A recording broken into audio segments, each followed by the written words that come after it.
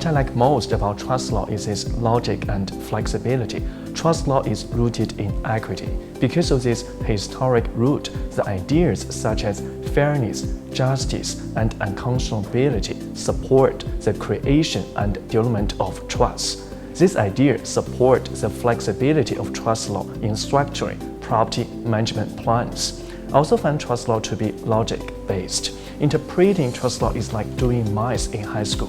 When interpreting a specific trust law scenario, what we need to do is to choose the appropriate legal rules and apply them. This process is very challenging, but once you figure everything out, you will get a strong sense of satisfaction. So applying trust law is like performing mental gymnastics.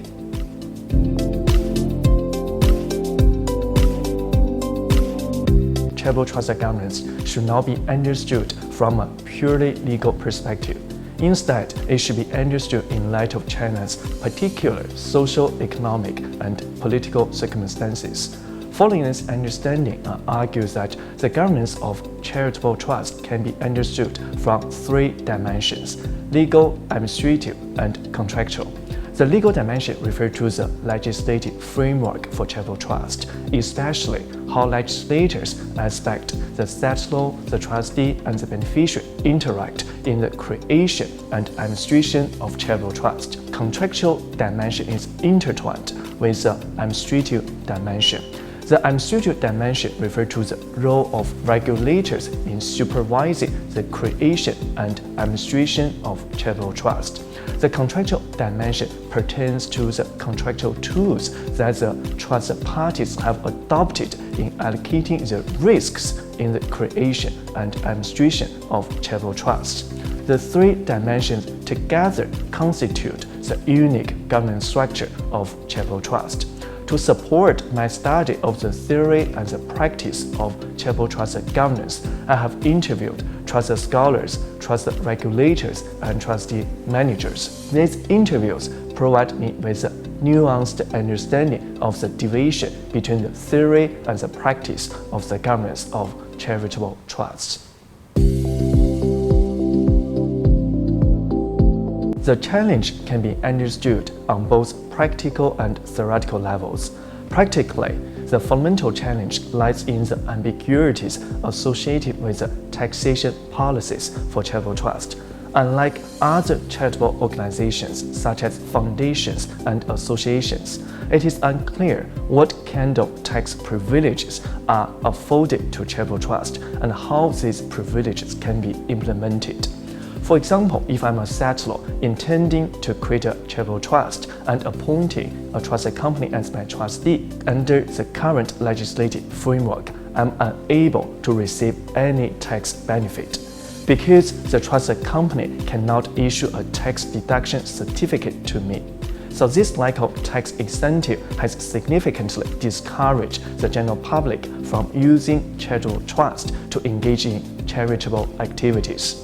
Theoretically, the fundamental challenge lies in the ambiguities within the legislative framework governing charitable trust.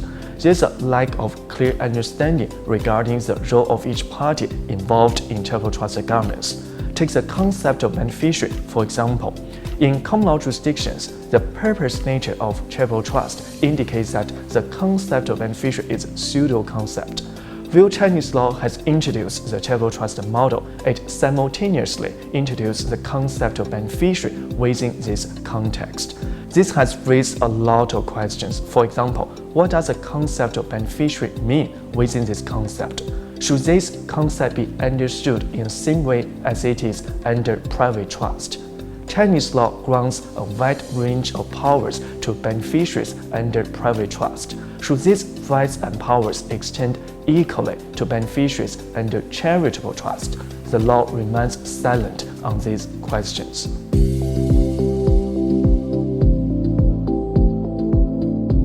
I'm working on trust law and property law, so I'm more confident discussing this topic from the perspective of these two subjects. From my observation, the distinction between civil law and common law with regard to the two subjects is not as significant as we thought.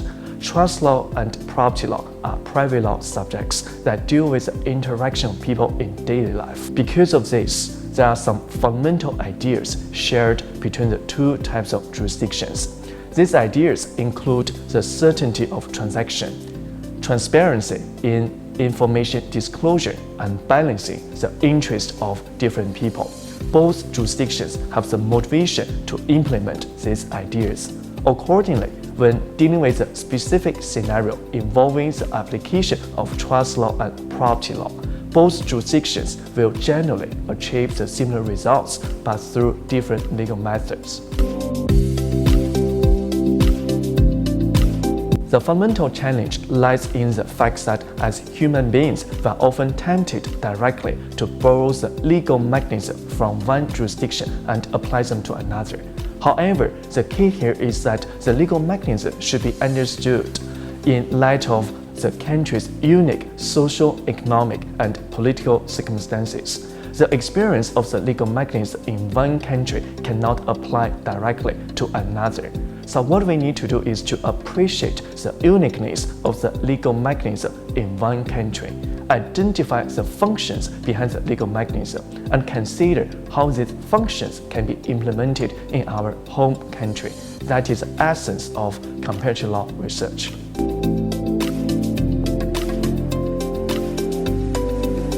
Whenever we discuss legal transplantation, we adopt a functional approach. That is, we focus on the legal functions that the legal mechanism and issue serve to achieve. In common law jurisdiction, we often say that trust law is the most distinctive invention created by English lawyers. The distinction between legal and equitable title in relation to the trust property supports the flexibility of trust law. However, the concept of equity is not familiar to civil law lawyers. Civil law lawyers find it difficult to understand. Despite the absence of the concept of equity, civil law legislators have still introduced the trust law model. Why? Because their focus is not on the specific legal rules, but rather on the functions that these rules serve to achieve.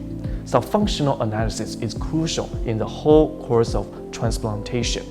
What civil law lawyers need to do is to create legal mechanisms that can implement the functions supported by common law trust without necessarily transplanting the specific legal rules.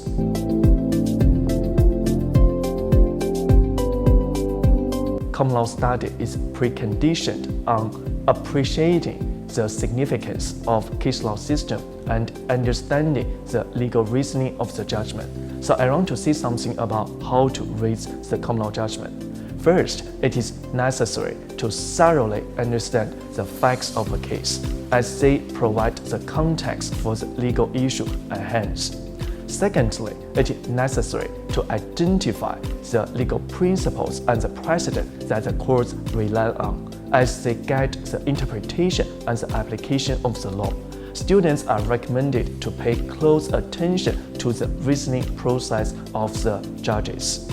For example, how they distinguish the current case from the previous ones and how they justify their conclusions. Finally, it is important to consider the broader implications of the case for future judgment and the development of the law.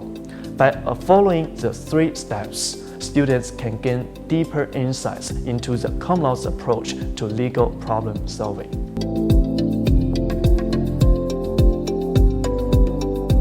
There are multiple considerations for the Chinese law LLM program.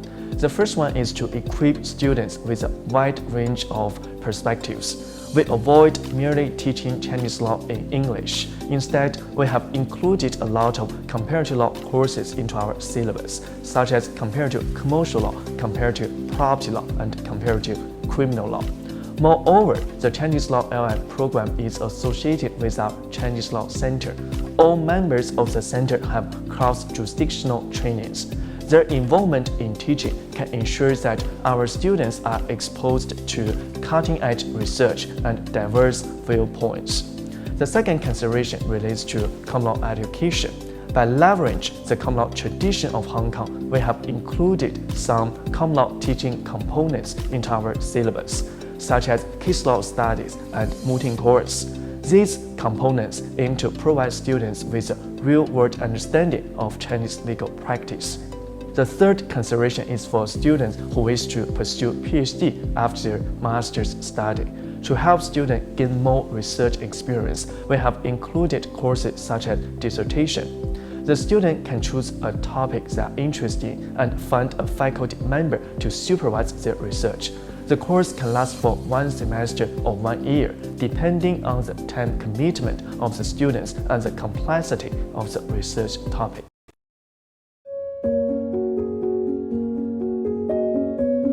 There's no one most significant aspect of being a scholar for me. First, I love conducting research, examining trust law, property law, and charity law from a comparative law perspective provides endless opportunities for discovery and insights. Contributing to the body of private law scholarship in a meaningful way is a goal I'm in pursuit of. In addition, being a scholar also involves mentoring and educating students. Working with students is very rewarding. I get to see them resolve different legal problems, making progress little by little. Once they succeed, their sense of certification becomes my fulfillment as well. I believe teaching is a reciprocal process between the students and the teacher. It is an important aspect of my academic life. My question is, how do you see the legal education evolving in the next decade?